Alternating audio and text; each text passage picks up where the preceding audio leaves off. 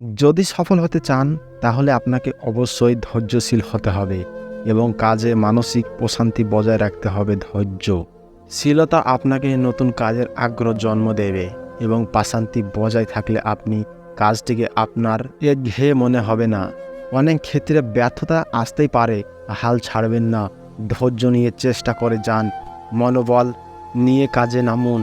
আমরা যদি মহাজ্ঞানীদের কথা ভাবি, নিউটনের কথাই ধরুন, যার গবেষণার সব কাগজ পুড়ে ছাই হয়ে গিয়েছিল, নিউটন হাল ছাড়েননি। এডিসন অসংখ্য চেষ্টার পর ইলেকট্রিক বাল্ব আবিষ্কার করতে পেরেছিলেন। ধৈর্যর বলেই তা সম্ভব হয়েছে।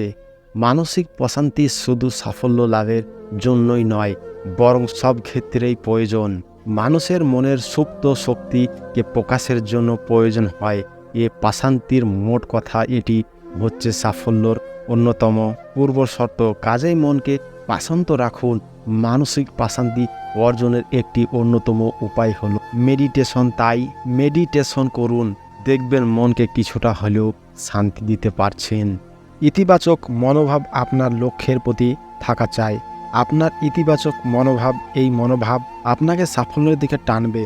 যাদের কোনো কাজের মন নেই বা নেতিবাচক মনোভাব আছে, তারা সফলতার মুখ দেখতে পান না। ইতিবাচক মনোভাব হচ্ছে আশা, সৃষ্টিশীলতা আর প্রাপ্তির সীমাহীন সম্ভাবনা। যারা নেতিবাচক চিন্তা করেন তারা তাদের মনোভাব পরিবর্তন করুন। কোনো কাজকে পজিটিভ ভাবুন, একান্ত নিজের করে নিন।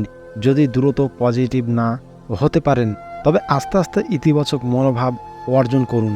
কাজটি সঠিকভাবে করে ফেলা আর দক্ষতা হলো নিপুণভাবে কাজ করা। মোট কথা, সফল হতে চাইলে দুটোর প্রয়োজন আছে। অর্থাৎ সফল হতে আপনাকে পরিকল্পনা অনুযায়ী কাজে তৎপর হতে হবে। সময়ের সঠিক ব্যবহার। অনেক ক্ষেত্রে আমরা আজকের কাজ কালকের জন্য ফেলে রাখি। আমাদের টনকনা নড়া পর্যন্ত এই কাজটি আমরা বারবার করি, কিন্তু সময় তো আর বসে থাকে না। আমাদের খেয়াল হতে হতে অনেক সময়ের অবমূল্যায়নের ফলে জীবনে নেমে আসে হতাশা আর জীবন সম্পর্কে অনীহা। আপনাকে মনে রাখতে হবে, সফলতার জন্য সময়ের সঠিক ব্যবহার করা প্রয়োজন।